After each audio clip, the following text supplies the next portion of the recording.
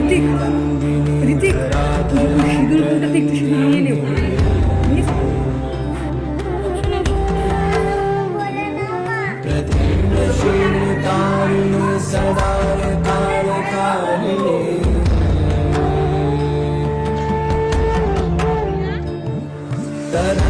कांत कांत कल्पेश कांत कांत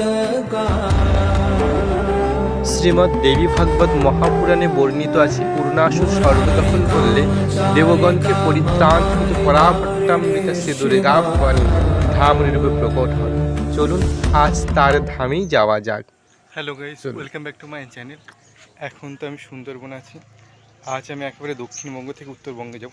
চলুন দেখা যাক। অবশেষে আমি সুন্দরবনের জঙ্গল নদী পেরিয়ে চলে আসলাম ডুয়ার্সের ঘন জঙ্গলে, শাল সেগুনে ভরা জঙ্গল। এখানেই আছেন মাতা ভ্রামরী।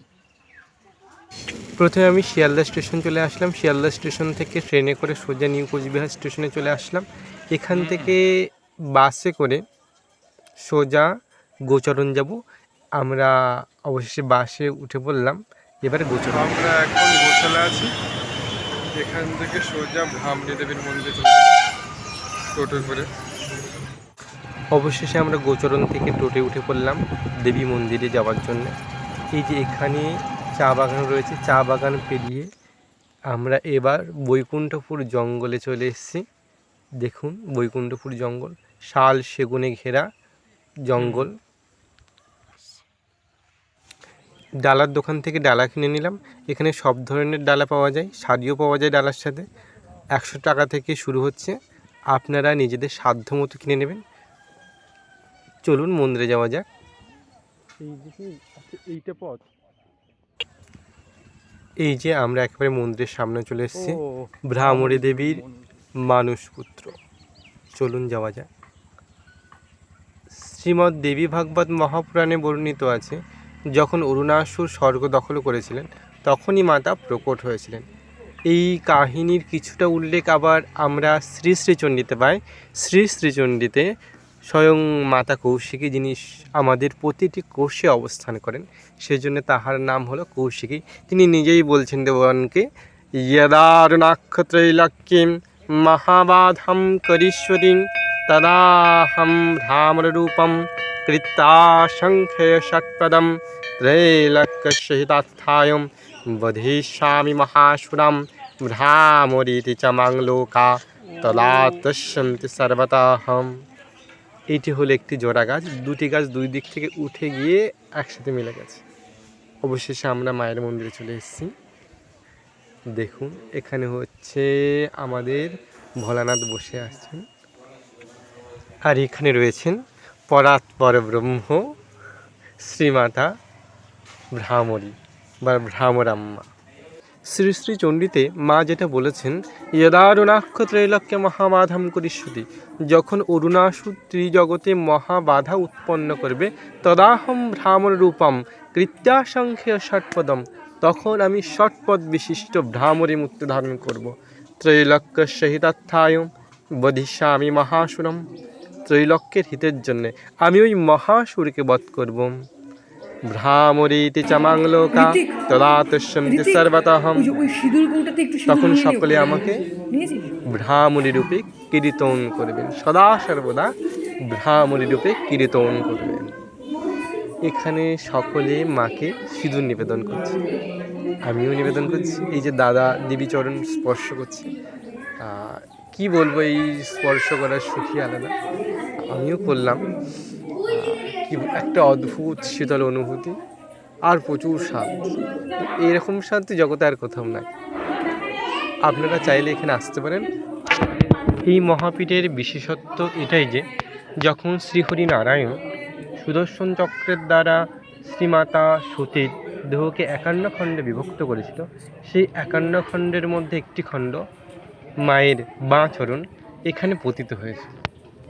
হরিহর বিধি যে চরণের জন্যে অপেক্ষা করেন, সমস্ত দেবগণ যে চরণের জন্য অপেক্ষা করেন, পাওয়ার জন্য অপেক্ষা করেন, সেই চরণ এখানে পতিত হয়েছিল। এই পীঠের অধীশ্বরী হলেন মাতা ভ্রামরী, আর ভৈরব হলেন ঈশ্বর বা জল্পেশ। এখানে আরেকটি বিগ্রহ রয়েছে, এখানে আছে ভদ্রকালী বিগ্রহ। যখন মহিরাবণ রাম লক্ষ্মণকে নিয়ে পাতালে চলে এসেছিলেন দেবীর কাছে বলি দেওয়ার জন্য, হনুমানজি তখন রক্ষার নিমিত্তে সেই মহিরাবণকেই বলি দেয়। তো সেই সুন্দর দৃশ্য এখানে ফুটিয়ে তোলা হয়েছে। আর এখানে আমাদের গণপতি প্রথম পূজ্য শ্রী গণেশ অবস্থান করছেন। একবার শ্রীহরি নারায়ণ যখন দেবী মাহাত্ম্য নারদকে বলছিলেন, সেই দেবী মাহাত্ম্য বলার সময় শ্রীহরি বারবার দুর্গাকে ভ্রামরী ভ্রামরী ভ্রামরাম্মা প্রভৃতি নামে অভিহিত করছিলেন। তখন নারদজি নারায়ণকে বললেন, হে জনার্দন, হে হরি, হে মধুসূদন, আপনি কেন জগদীশ্বরীকে বারবার ভ্রামরী নামে অভিহিত করছেন? আর এই ভ্রামরী রূপী শ্রী দুর্গা কখন ধারণ করেছিল তাহা যদি ব্যাখ্যা করেন তাহলে ভালোই হয়।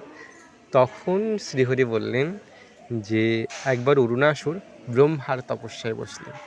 তো উনি তপস্যায় বসছেন আর গায়ত্রী মন্ত্র জপ করে যাচ্ছেন।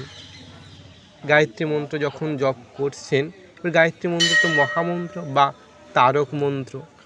তো সেই মন্ত্রের থেকে যে তেজ উৎপন্ন হচ্ছিল, দেবগণ সেই তেজ সহ্য করতে পারছিলেন না।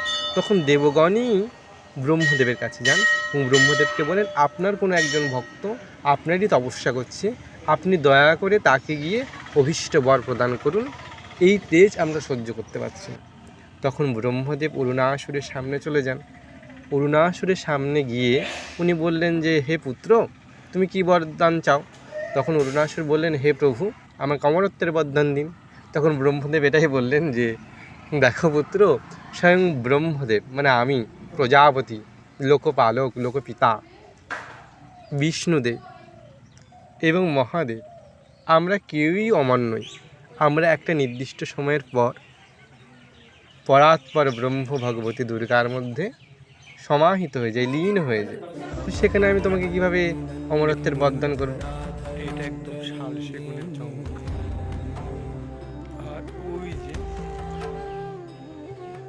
ওখানে রয়েছে জলপাইগুড়ি জেলার ধূপগুড়ি ব্লকে তিস্তা নদীর তীরে বৈকুণ্ঠপুর জঙ্গলে, বোদাগঞ্জের বৈকুণ্ঠপুর জঙ্গলে শ্রীমাতা অবস্থান করছে ভ্রামরাম্মা রূপে। যাই হোক, কাহিনীতে আসা যায়। তখন অরুণাসুর ব্রহ্মদেবের কাছ থেকে এই বরদানই চাইলেন, ত্রিজগতে কোনো অস্ত্রশস্ত্রের হাতে যেন তার মৃত্যু না হয় এবং তার যেন কোনো চতুষ্পদ বা দ্বিপদ প্রাণীর হাতে মৃত্যু না হয়। ব্রহ্মদেব বললেন, এবমস্তু। তারপর ব্রহ্মদেব অন্তর্হিত হলেন। তখন অরুণাসুর নিজের রূপ বার করলেন, স্বর্গ দখল করলেন, দেবতাদেরকে বিতাড়িত করলেন। দেবগণ এবার ত্রিদেবের শরণাপন্ন হলেন। তখন দৈববাণী হলো, এই সমস্যার সমাধান একমাত্র পরাৎপর ব্রহ্ম শ্রী দুর্গাই করতে পারেন। তখন দেবগণ দেবীর স্তুতি করলেন। আপনারা সবাই জানেন শ্রী দুর্গা স্তুতি প্রিয়া। দুর্গাকে যত স্তুতি করা হয় তিনি ততটাই প্রসন্না হয়ে যান। তখন পরাৎপর ব্রহ্ম শ্রী দুর্গা অসংখ্য ভ্রমরা আকৃতি মূর্তি ধারণ করে প্রকট হলেন ভ্রামরী রূপে। এই ভ্রামরী রূপ এতটাই দিব্য, কি বলবো, কোটি সূর্যবতীকা আসা কোটি কন্দর্প সুন্দরা দেবীর ধ্যানে রয়েছে। তিনি কোটি সূর্যের ন্যায় প্রভা বিশিষ্টা এবং তার সৌন্দর্য কোটি কামদেবের সৌন্দর্যকেও হার মানায়। এইভাবে মা প্রকট হন এবং অরুণাসুরের সঙ্গে তার ভয়ঙ্কর যুদ্ধ হয় এবং সেই যুদ্ধে মা অরুণাসুরকে বধ করেন। আর ভিডিওটি ভালো লাগলে চ্যানেলটিকে সাবস্ক্রাইব করে দেবেন। আর কেমন লাগলো ভিডিওটি কমেন্ট করে বলবেন। আজ এই পর্যন্ত। দুর্গা দুর্গা।